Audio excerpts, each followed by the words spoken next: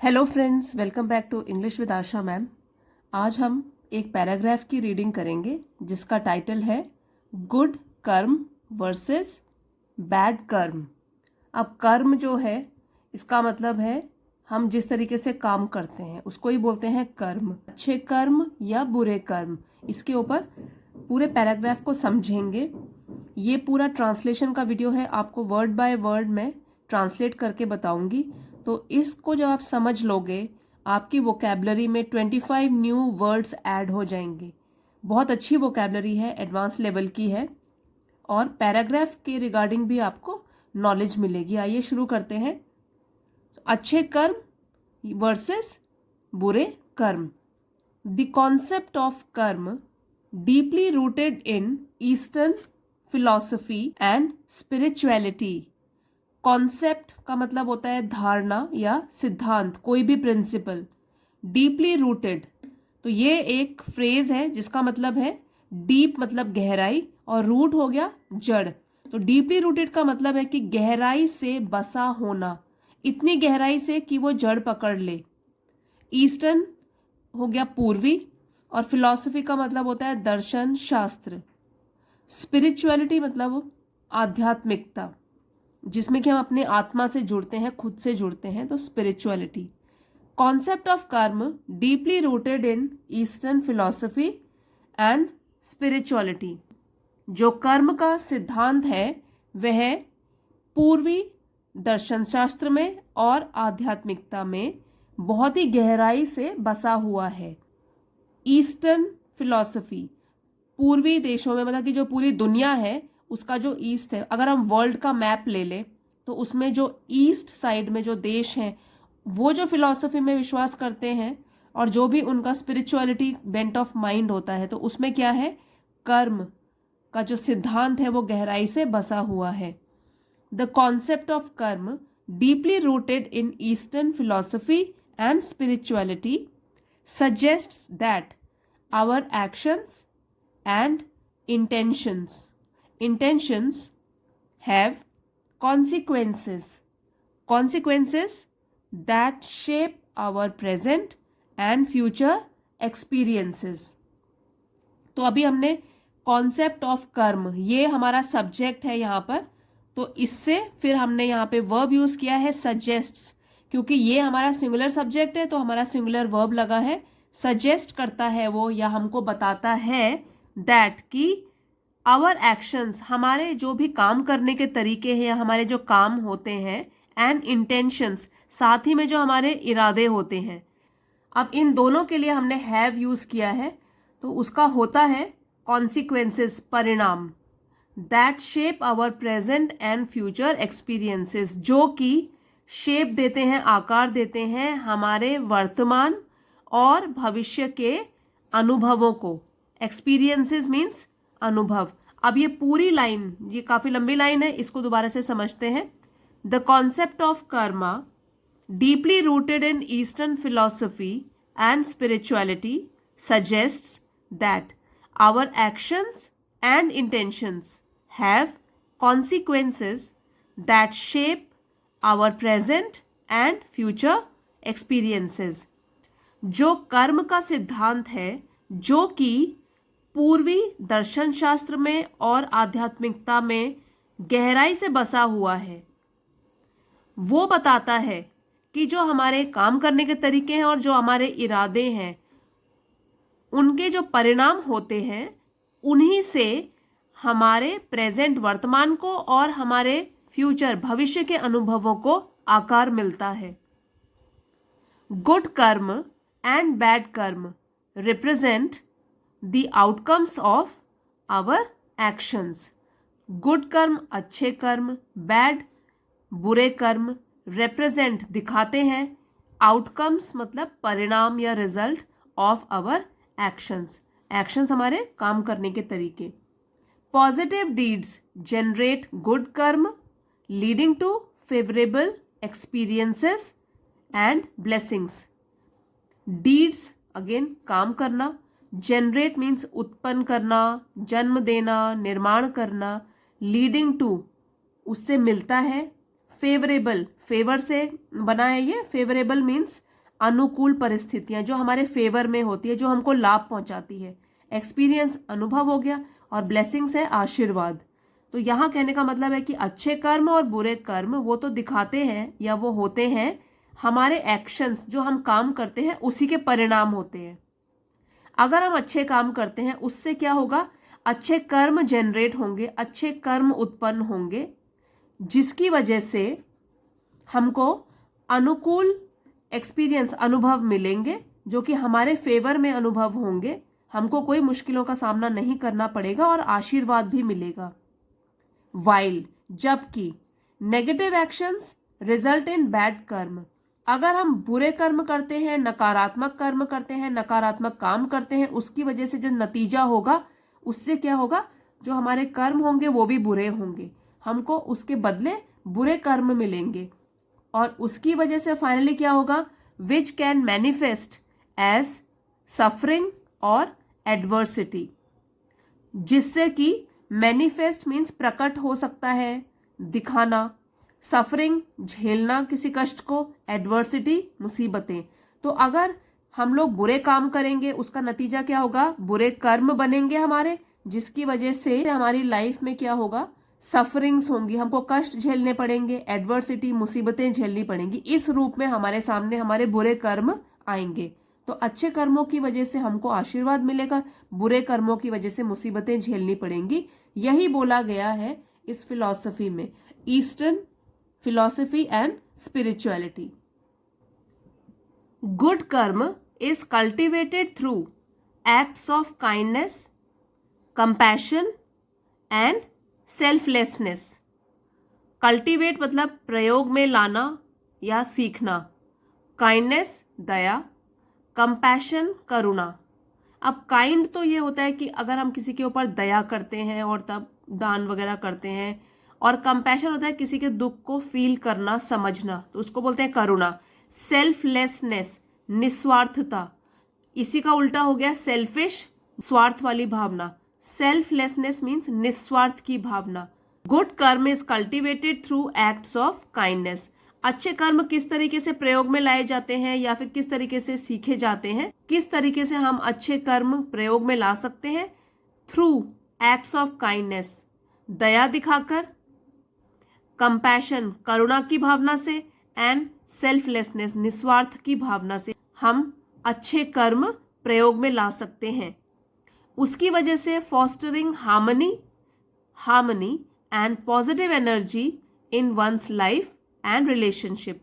तो उसकी वजह से क्या होगा, विकसित होगा, फॉस्टर होगा, विकसित होगा, बढ़ावा मिलेगा। हार्मनी विच मीन्स सामंजस्य या तालमेल, पॉजिटिव एनर्जी सकारात्मक ऊर्जा अपनी लाइफ में, रिलेशनशिप रिश्तों में। तो उसकी वजह से एक सामंजस्य या एक तालमेल बैठेगा, तालमेल विकसित होगा और सकारात्मक ऊर्जा पनपेगी हमारी खुद की लाइफ में और हमारे लोगों के साथ रिश्तों में। कन्वर्सली, इसी के विपरीत अगर बात करें, ऑपोजिट बात करें, बैड कर्म arises from harmful behaviours, selfishness and negativity. अब इसके विपरीत जो बुरे कर्म होते हैं वो किस तरीके से पैदा होते हैं, फ्रॉम हार्मफुल बिहेवियर। हार्मफुल मतलब कष्टदायक व्यवहार, जिससे कि हम दूसरों का बुरा करते हैं। सेल्फिशनेस स्वार्थ की भावना से, नेगेटिविटी नकारात्मकता से। तो जो बुरे कर्म होते हैं वो पैदा होते हैं बुरे व्यवहार से, स्वार्थ की भावना से और नकारात्मकता से, और उसकी वजह से perpetuating a cycle of Discord. Perpetuate means उसकी वजह से कायम रखती है, उसकी वजह से परपेचुएट होती है, कायम होती है एक साइकिल, एक चक्र। डिस्कॉर्ड विच मीन्स फूट डालना, कलह डालना, अनबन होना लोगों से, और अनहैप्पीनेस हमेशा दुखी रहना। तो जो बुरे कर्म होते हैं वो बुरे व्यवहार से, स्वार्थ की भावना से, नकारात्मकता से पैदा होते हैं, जिसकी वजह से एक चक्र चलता रहता है, अनबन का, नाखुश होने का, ऐसा एक चक्र हमेशा कायम रहता है और इंसान हमेशा सफर करता रहता है। सफर मीन्स कष्ट झेलता रहता है। अंडरस्टैंडिंग द लॉ ऑफ कर्म encourages individuals to act with mindfulness and integrity. Understanding समझकर, एनकरेजेस बढ़ावा देता है। Mindfulness means Sachetan, awareness of thoughts and feelings. Mindfulness कि हमारा दिमाग एक जगह पर प्रेजेंट में हो, हम किस तरीके से विचार अपने दिमाग में लाते हैं, किस तरीके की भावनाएं अपने मन में रखते हैं, उसको कहते हैं माइंडफुलनेस, सचेतन। और इंटेग्रिटी, ईमानदारी, निष्ठा। तो अगर हम इसको समझ लेते हैं, अंडरस्टैंडिंग द लॉ ऑफ कर्म।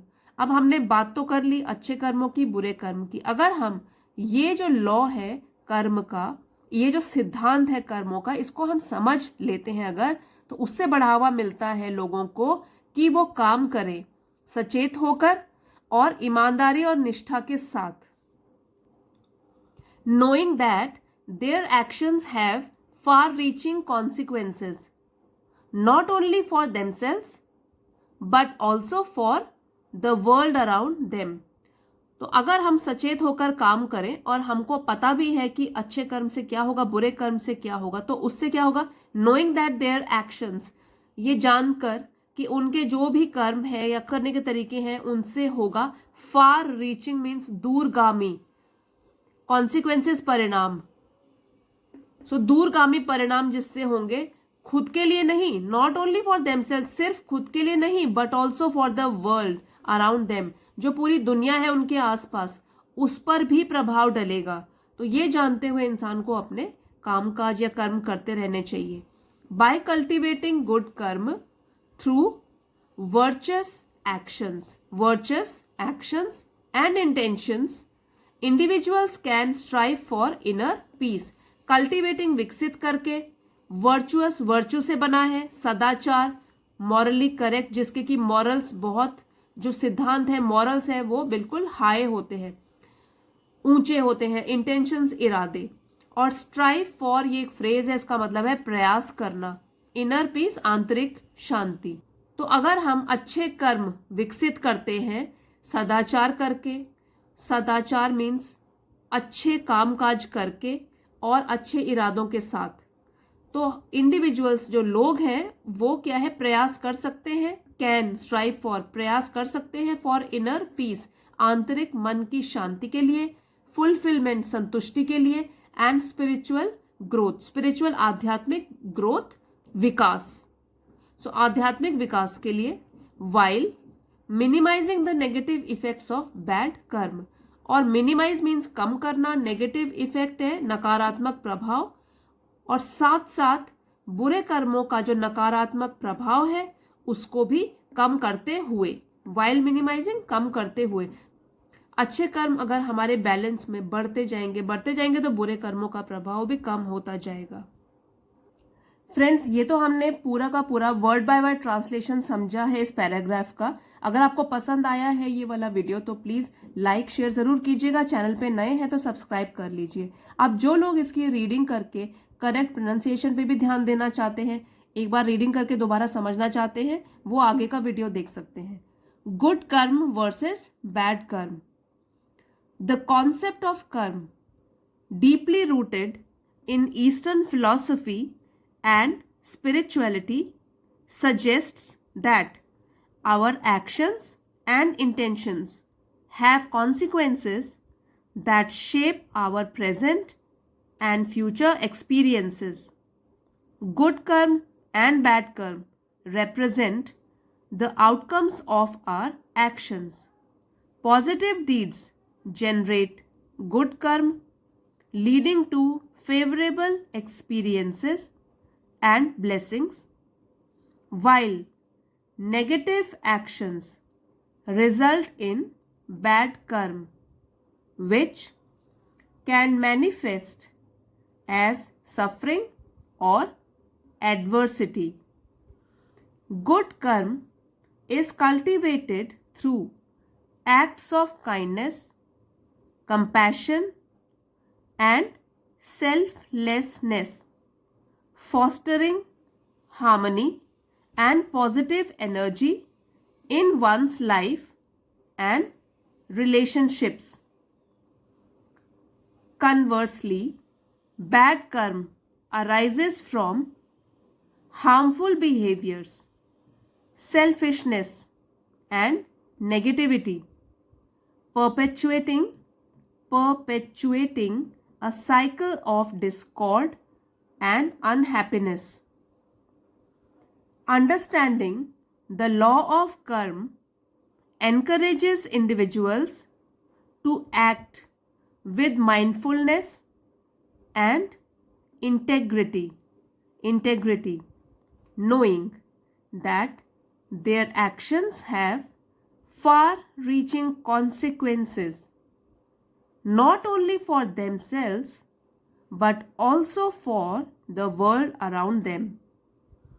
By cultivating good karma through virtuous actions and intentions, individuals can strive for inner peace, fulfillment, and spiritual